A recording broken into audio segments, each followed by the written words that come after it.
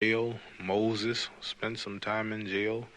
Noah, Lot, the Honorable Elijah Muhammad Ali himself, Martin Luther King, all men who stand up for their beliefs in a society where that is not understood or is misrepresented. Naturally, they suffer punishments, but in the end, they're always much greater after they serve the time. You'd rather do this than, for instance, leave the country and live abroad? Oh, I'll never leave the country. I've had many offers to leave the country, to go to other countries, to be citizens of their governments, but my people are here. There are 22 million people struggling for freedom, justice, and equality. I have the image. I can do a lot to help, in jail or not. If all goes well and you don't go to jail, I understand you... If I don't go to jail, I'll be on my comeback trail. I'll make them scuffle with the shuffle. And that is the man, the myth, the legend, Muhammad Ali. That is from a BBC interview back in the late 1960s there. Obviously before he went to jail. But Cassius Clay, as he was born, Muhammad Ali, as he lived life and became a legend of the entire planet. Born in the great city of Louisville, Kentucky, which is about to host a phenomenal funeral fit for a king like Muhammad Ali. So I really cannot wait to see this. While sad we don't like funerals, but this is going to be something. So Ali, born in Louisville, Kentucky, where the infamous story is a kid stole his bike. He was very angry. He was going to go get the kid, beat him up. He met a police officer who said, you know what, if that's what you're going to do, you're going to need to learn how to throw a punch correctly. So lo and behold, he started training a very, very young Muhammad Ali. And I guess the rest is history, folks. Ali, it started in the 60s. He beat Floyd Patterson. He beat, obviously, Sonny Liston when he shook up the world, which was phenomenal. Like I'm quiet to you. As loud as I'm hollering, you call me quiet. Well, this is a report we heard from... I'm hollering loud because I can back up every word. And I whoop any man in the world, and I want everybody out there on TV to know it. I am the greatest.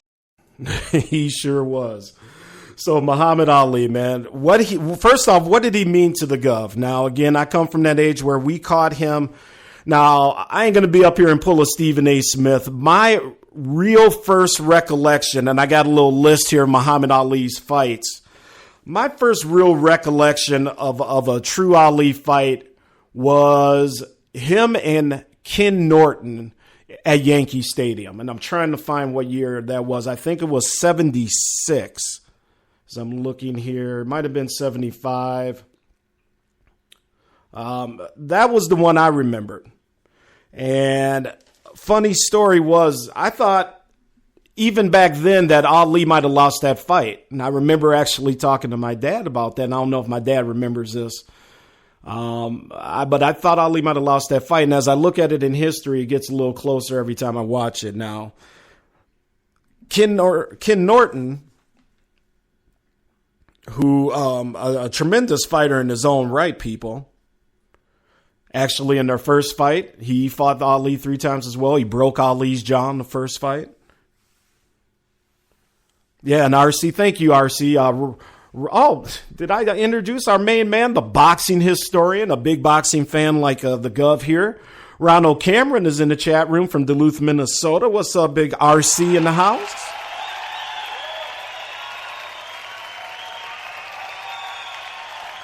Chief Rocker, I was 2 years old in 1971 when Jersey Vern says it was his first look at Ali. So yeah, thank you, RC. 76. I was 7 years old, and I just remembered the spectacle that was Ali, the ring walk, just everything. Yankee Stadium packed to the rims, old Yankee Stadium, and man, I wanted Ali to win so bad. I was caught up in the aura already. Now, I grew up watching replays of the Ali interviews with Cosell. I grew up seeing some of these live. And that's one of the great things about Ali. People, we'll get into, his religion. We'll get into all the works that he did around the world. I mean, now, there's obviously too many to mention here. But a couple things that I wanted to touch on is, for that Ken Norton fight. I met Ken Norton. I put the picture on my Facebook page, the Sports Done Right Facebook page. Again, this is Sports Done Right with the sports governor, Vince Wright, on Spreaker.com. And you can also find us on our website, xsquadaffiliates.com as well. Thank you. I met Ken Norton at a signing before the Tyson Bruno 2 fight in 1996 out in Vegas, MGM Grand. And I get up to him, and, he had slowed down a little bit, but he was still comprehending things. And he kind of gave me the stare, and he gets up and kind of jumps up at me. And I'm like, oh, man, Ken Norton, big dude. But I said, and this is what won him over, and I'll never forget it. He got up, and I said, I know you think you're bad, champ, but I still think you got robbed at Yankee Stadium. And, man, Ken Norton was like putty in my hands. He just got the biggest smile on his face. He goes, you got the right. I was robbed. And, man, it was like I was his best friend for the next 3 minutes. So I asked him about Ali. I said, what was the toughest thing to fight about the champ? He goes, those fists were always in your face. Ali rarely worked the body, it seemed. But the fists were so fast, he just peppered them off your head, off your face, the jab, the hooks. And he just said it was just amazing the speed that the guy had, the footwork. And he said, I know we banter back and forth, but he said he's the greatest for a reason. And that's coming from Ken Norton, people. Ali. Let's bring it back to history. 1960 light heavyweight gold medalist in Rome. So from the Olympics on, his teenage years, Golden Gloves, Ali's always been a winner. Obviously, big mystery on what he actually did with the gold medal. There's the infamous legend that he threw it into the river off the bridge down there in Louisville. Nobody really seems to know, to be honest with you. And just so Clay actually made his amateur boxing debut way back in 1954 with the Kentucky Golden Gloves.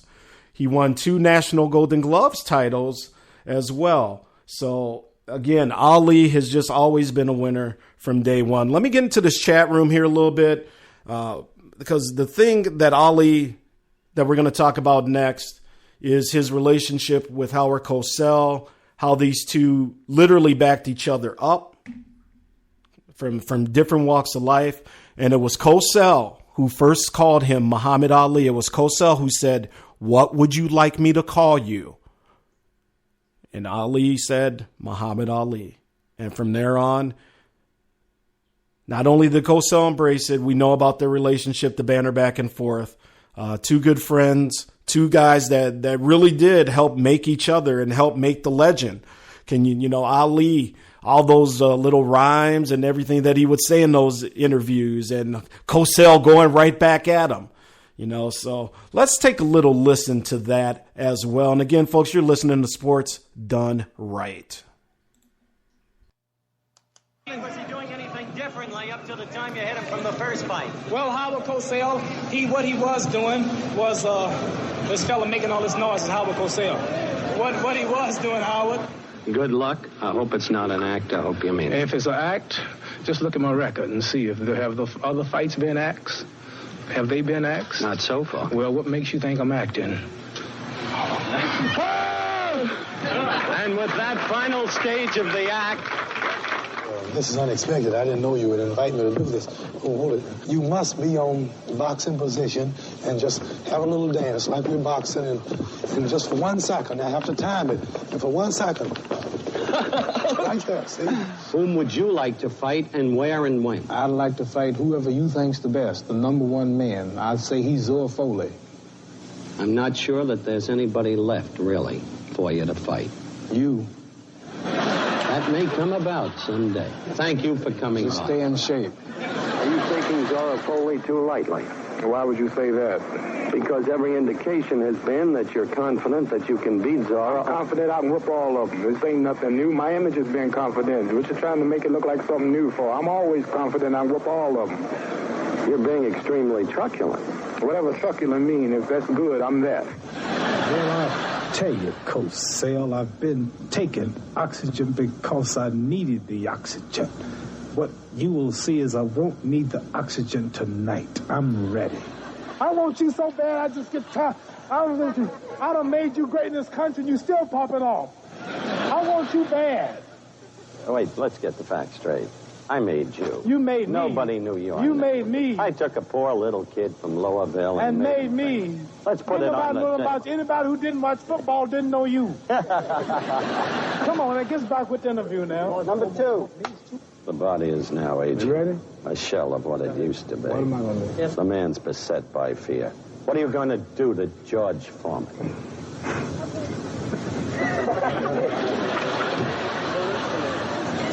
He just said the man's body is not what it used to be. The man is beset by fear. Talking about me. You crazy. If I had a lower IQ, I could enjoy your interview. That's close, but there ain't no sense in crying about that. But as you said, it was extraordinary. It was still a good fight. Yeah, it was a good But the second fight, Howard, I danced 12 rounds 3 years later. I got the films if you don't believe it. I saw it. I called it. Well, you thought that fight was no contest. You're not as dumb as you look. Yeah, buddy. Oh, man. Memories in the corners of my mind. That's right, man. And before we continue on about the life and fights and legend of the late, great Muhammad Ali, I'd like to welcome Sluggo and Grego up in this joint. And I would also like to welcome the one and only Stagger. Stagger Lee's in the house, ladies and gentlemen. What's up, Stagger? All right, so RC says Norton blew it by coasting in the 15th round. I had it even after 14, but Ali won the last round in the fight on my scorecard. And I'm going to check that fight out again this weekend, RC. I kind of tend to agree with you. I remember it kind of going that way. Looks like chat room's kind of welcoming Sluggo and Grego in here, as well as Stagger Lee. So, again, Stagger, appreciate you dropping by, my friend. Stagger, the greatest line stepper of them all. He is absolutely right there. And, of course, we can't get through a night without hearing from the lovely Spicy. You are listening to Sports Done Right with your host, Vince Wright, right here on Spreaker.com. Oh, yes, indeed. Yes, indeed. All right. Oh, and look who just joined us as well. Ladies and gentlemen, up and out your seats for King 50.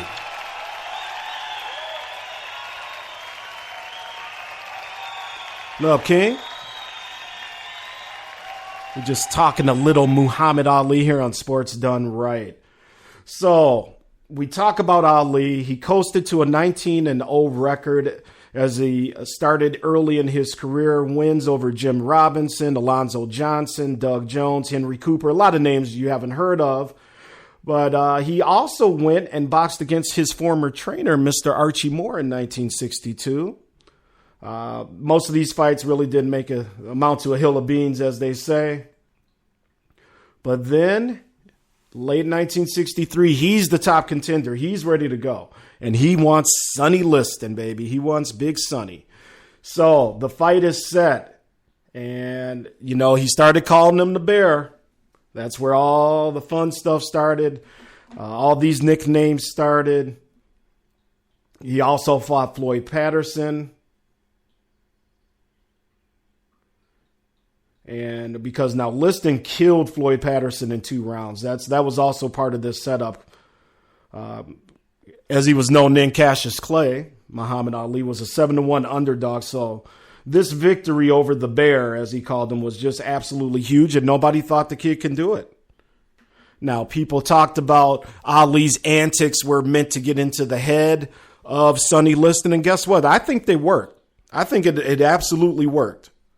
So I thought it was all part of the game plan. I've heard of people from Ali's camp talk about that, to rattle this guy who seemed very stoic. Like, you could not penetrate Sonny Liston. He was almost like the first version of a Mike Tyson in a wee bit of a sense, so to speak. And folks, I'll get out there in that chat room here in a minute. I appreciate you guys hanging. So Ali comes, and obviously we know that he beat Sonny Liston in that fight. Major upset.